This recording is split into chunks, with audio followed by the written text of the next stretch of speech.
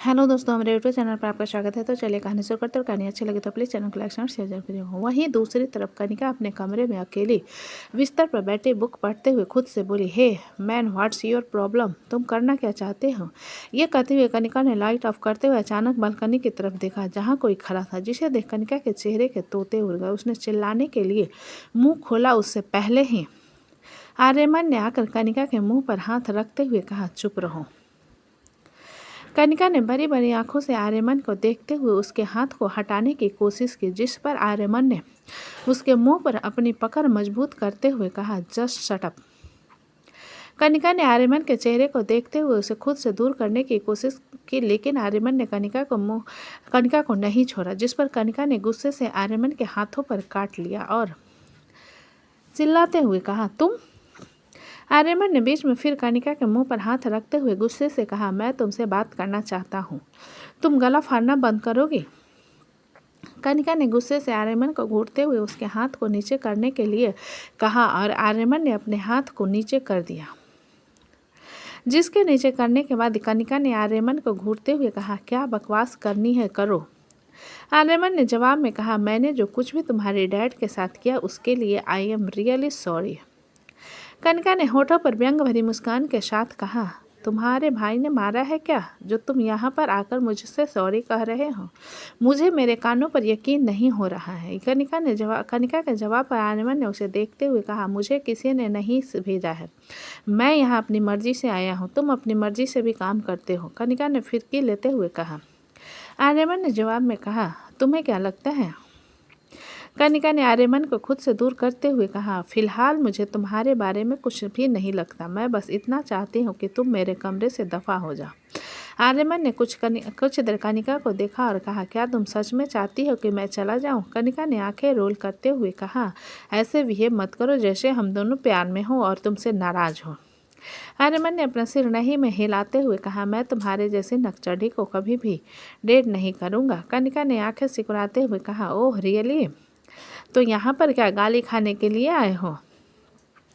आर्यमन ने अपना सिर नहीं में हिलाते हुए कहा, नहीं, बताने के लिए आया था कि तुम कितनी बुरी हो। कनिका ने दांत पीसते हुए कहा, तमीज से बात करो। आर्यमन ने कनिका के चेहरे को एकटक देखते हुए कहा, कनिका कनिका सहाय, तुम्हें क्या लगता है तुम कोई हूर की परी हो? कनिका के चेहरे के भाव धीरे धीरे चेंज होने लगे और उसने हल्के घुटन के साथ अपनी मुट्ठी को बंद करते हुए कहा, जाओ यहाँ से, मुझे तुमसे कोई बात नहीं करनी है। आर्यमन ने कनिका की बात को कंटिन्यू करते हुए कहा, बिल्कुल नहीं, तुम कोई हूर की परी नहीं हो जो मुझे हर बार इग्नोर कर रही हो। तुम्हें भाव देना मेरा टैलेंट है और इसलिए तुम्हें अटेंशन मिलती है, वरना तुम कूड़ेदान में फेंके गए कूड़े के अलावा और कुछ नहीं हो।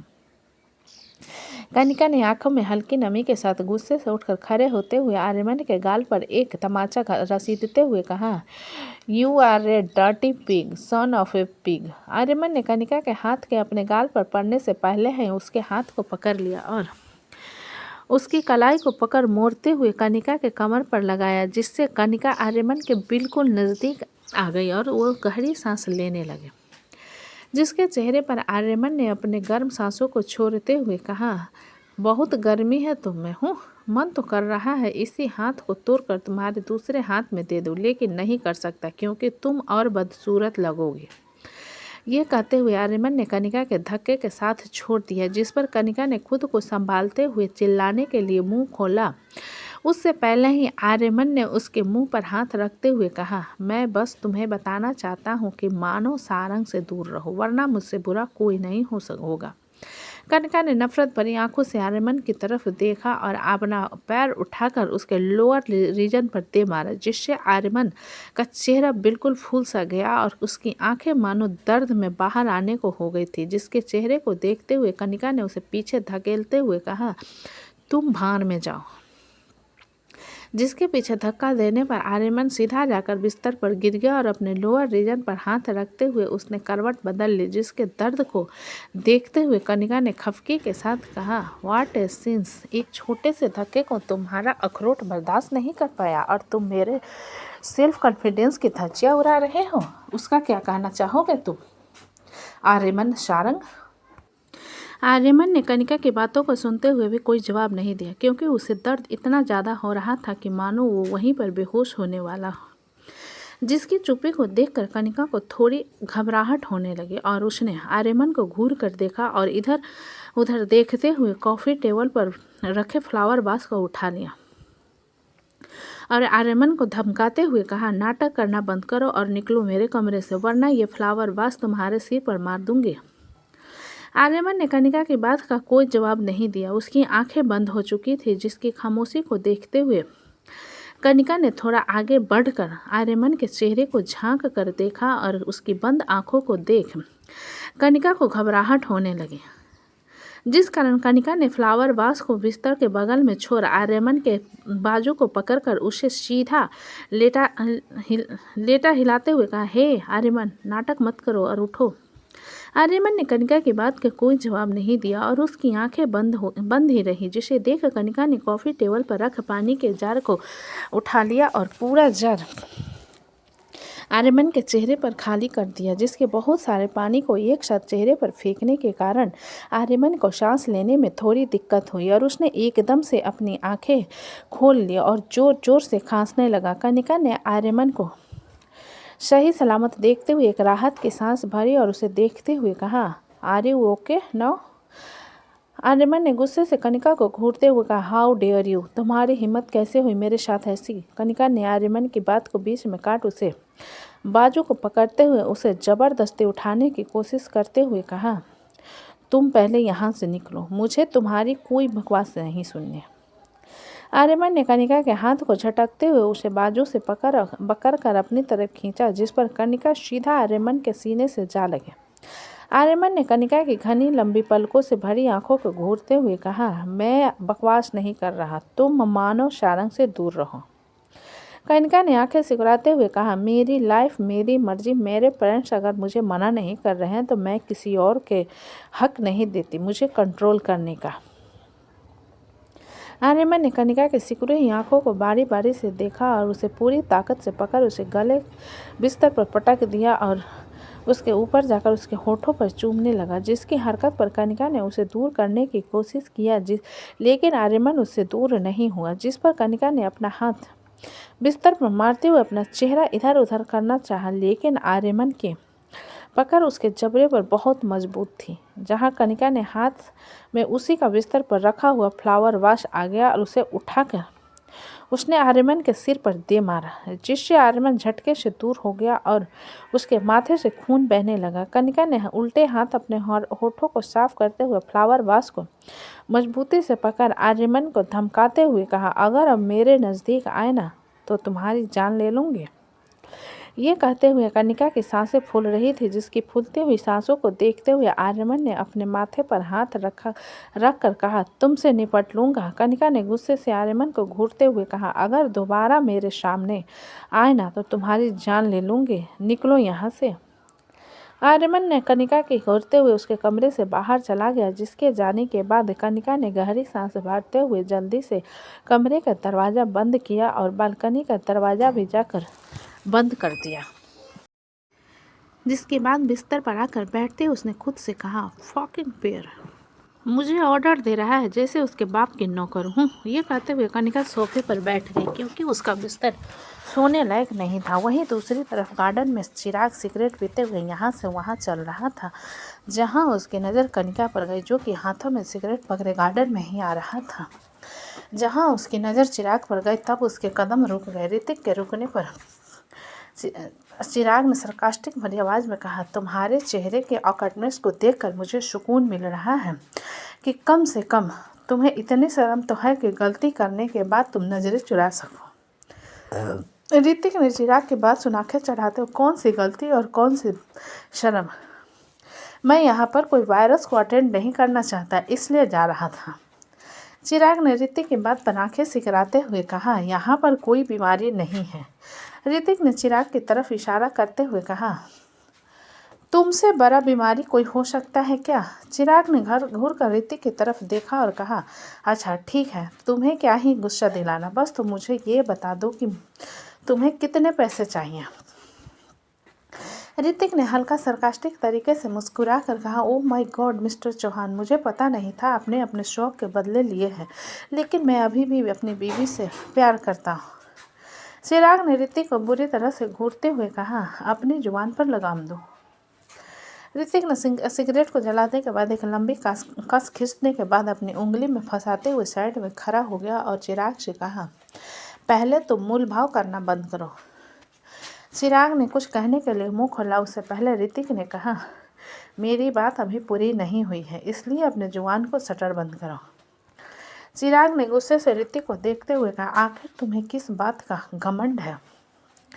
ऋतिक ने जवाब में कहा, मेरे पास सब कुछ है, धन दौलत सुकून परिवार, तुम्हारे पास क्या है? ऋतिक का ये बात सुनकर चिराग के बहुत गुस्सा आया और उसने चिल्लाते हुए कहा, ऋतिक खन्ना, जुबान पर लगाम दो। ऋतिक ने व्यंग भरी मुस्कान के साथ कहा, तुम तो बहुत जल्दी चिढ़ते हो, बेहतर है आगे से मुझसे मत उलझना। इतना कहकर ऋतिक वहाँ से जाने लगा। चिराग ने पीछे से कहा, मुझे तुमसे कोई मतलब नहीं है, लेकिन मैं बस तुमसे इतना कहना चाहूँगा कि अपने बेटे को मेरी बेटी से दूर रखो। ऋतिक ने रुक कर चिराग की तरफ देखा और कहा, तुम खुद अपनी बेटी को दूर क्यों नहीं रोकते? क्योंकि मैं अपनी औलाद को कभी नहीं रोकता। इतना कहकर ऋतिक वहाँ से चला गया, जिसे बड़ी नफरत से चिराग ने जानते हुए देखा और वहाँ से अपने कमरे की तरफ चला गया। जहाँ चिराग अपने कमरे में जाने लगा, तब उसकी नज़र प्राची पर गई, जो कि नींद में चल रही थी। जिसे देख चिराग उसके पीछे आ गया और उसे कंधे पर हाथ रखते हुए कहा, प्राची। प्राची ने चिराग की बात का कोई जवाब नहीं दिया, जिस पर चिराग ने उसके कंधे को पकड़ते हुए उसे रोकना चाहा, जिस पर प्राची पीठ के बल उसके ऊपर गिर गए। जिसे देख चिराग हैरान रह गया और जल्दी से प्राची को संभालते उसे हिलाते हुए कहा, प्राची प्राची आंखें खोलो। जिसकी बात का प्राची ने कोई जवाब नहीं दिया और नींद में सिसकने लगी। ये देख चिराग ने प्राची के गाल पर हाथ रखते उसे चुप करवाने की कोशिश की। तब प्राची ने सिसकते हुए कहा, do not go please, I don't want to be alone. ये कहते हुए प्राची की आंखों से आंसू निकलने लगे, जिसे देखते हुए चिराग का चेहरा बिल्कुल सफ़ेद पड़ गया और उसने प्राची को अपनी बाहों में उठाकर उसने कमरे की तरफ ले आया, जहाँ कमरे में लाकर चिराग ने प्राची को बिस्तर पर सुलाया और ड्रेसिंग के पास रखे कुर्सी को लाकर उसके बगल में बैठ गया और उसने हाथ को धीरे धीरे सहलाते हुए प्राची को देखने लगा। प्राची चिराग के प्रेजेंस के कारण अब गहरी नींद में सो रही थी, जिस कारण चिराग को अंदर से एक अजीब सी खुशी महसूस हो रही थी, वो उसने शायद पहले कभी महसूस नहीं की थी। जहां अचानक चिराग की नज़र प्राची के तकिया के नीचे दिख रहे एक बुक पर गई, जिसे देखते हुए चिराग ने उस किताब को उठा लिया। जिसे उसने देखा तो पाया कि वो एक डायरी थी। डायरी को देख चिराग ने खुद से कहा, डायरी? क्या वो डायरी लिखती है? ये सोचते हुए चिराग ने डायरी को खोलना चाहा, जब एक लिफाफा नीचे गिरा। जिसे लिफाफे को चिराग ने उठाया तो उसके ऊपर में क्यूट से हैंडराइटिंग में लिखा था, some things I want to say to my dad. Chirag ने डायरी को बंद करते हुए फिर से तकिया के नीचे रख दिया और उसे लिफाफे को खोला, जहाँ सबसे ऊपर में लिखा हुआ था, When I was child, there was only one thought in my mind, that why my parents are not together like other children। तो डैड आप बताइए ना, क्या आपने कभी मुझसे प्यार नहीं किया? चिराग का चेहरा ब्लैंक हो गया और वो सो रही प्राची को देखने लगा और एक दूसरे सवाल को पढ़ा, जहाँ लिखा था, अगर लाइफ में कभी भी मैं आपसे मिलती हूँ तो सिर्फ एक ही चीज़ पूछती, आप मुझे अपने जीवन में के बारे में क्या कहानी बताना चाहते हैं? चिराग ने हल्की नमी भरी आंखों के साथ प्राची को देखते हुए कहा, dad I am the biggest failure, जिसे कभी प्यार नहीं मिला और इसलिए मैं कभी किसी को प्यार नहीं दे पाया। ये बड़बड़ाते हुए चिराग ने प्राची के लिखी दूसरी बात को पढ़ा, अगर आप मेरे साथ होते ना तो मैं अपने बाल लंबे रखती, क्योंकि मैं चाहती कि आप मेरे बाल संभालो, लेकिन मेरे बाल संभालने के लिए कोई नहीं है, बस इसलिए मैंने अपने बाल काट दिए। वैसे आप बताओ, आपको लंबे बाल पसंद है कि छोटे बाल पसंद है? चिराग ने इधर उधर देखा और दराज को खोला, जिसके अंदर पेन था, जिसे निकाल चिराग ने उसके बगल में लिख दिया, मुझे मीडियम बाल अच्छे लगते हैं। जिसे लिखने के बाद चिराग ने थोड़ा सा हेजिटेट हो गया और मिटाने की कोशिश करने लगा। तब उसे एहसास हुआ कि एक बार लिखी गई स्याही मिटती नहीं है। जिस कारण चिराग ने गहरी सांस भर ली और प्राची के लिखे दूसरे सवाल को पढ़ा। उसमें ऐसी कौन सी बात है जिस पर आपको गर्व है? चिराग ने मुस्कुराते हुए प्राची को देखा और उसके सिर पर हल्का हाथ रखते हुए कहा, तुम बिल्कुल मेरी तरह हो और जब तुम्हें देखता हूँ तब एहसास होता है कि तुम मेरी बेटी हो और मैं तुम्हारा फादर। ये कहते हुए चिराग हल्का सा मुस्कुरा दिया और प्राची को देखने लगा, जिसे देखते हुए कब उसकी आंखें के सामने नींद अपनी जगह बनाने लगी उसे पता ही नहीं चला और बिस्तर पर सिर रखकर वो वहीं सो गया। तो दोस्तों कहानी कैसी लगी मुझे कमेंट में लिखा। अच्छे लगे तो प्लीज़ चैनल को लाइक करें, सब्सक्राइब करें, ज़्यादा से शेयर करें। दोस्तों कहानी को आगे बढ़ाने के लिए चैनल को सब्सक्राइब करें, सपोर्ट